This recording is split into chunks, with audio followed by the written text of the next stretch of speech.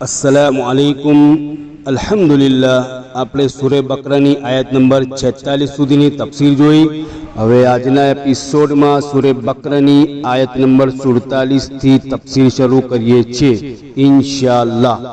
આજના એપિસોડનો ટોપિક છે બની ઇસ્રાઈલને અલ્લાહે આપેલ નેમતો।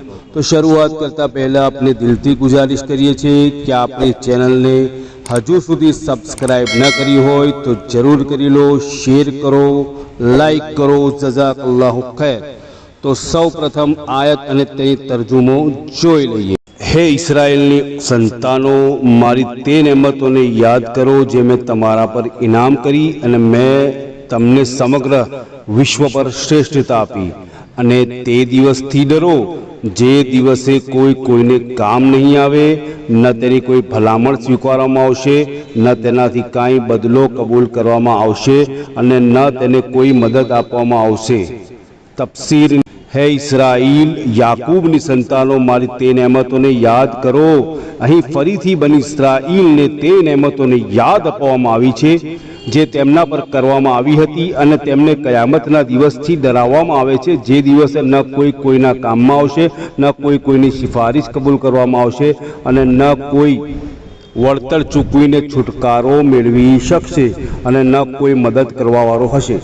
તમને સમગ્ર દુનિયા પર શ્રેષ્ઠતા આપી। અહીં એક નેમતનું વર્ણન છે કે તેમને તેમના જમાનામાં સમગ્ર વિશ્વ પર શ્રેષ્ઠતા આપવામાં આવી હતી, એટલે કે ઉમ્મતે મુહમ્મદિયાથી પહેલાં તેઓને સમગ્ર વિશ્વમાં શ્રેષ્ઠતા આપવામાં આવી હતી, જે તેમણે અલ્લાહની નાફરમાનીઓ કરીને તેનાથી વંચિત થઈ ગયા અને તેમના પછી ઉમ્મતે મુહમ્મદિયા સલ્લલ્લાહુ અલૈહિ વસલ્લમને ખૈરે ઉમ્મત, સર્વશ્રેષ્ઠ ઉમ્મત તરીકે નવાજવામાં આવે છે।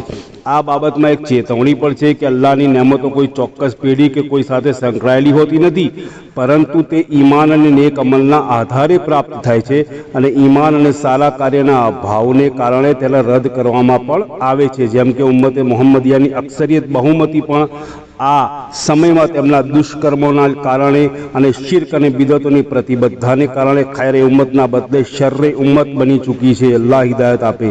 आयत नंबर 48 में है कि बनी इस्राएल यहूदियों पर आ धोकामां हता कि अमे अल्लाहनी प्रिय कौम छे, तेथी आखिरतना अजाबथी अने सुरक्षित रहीशुं।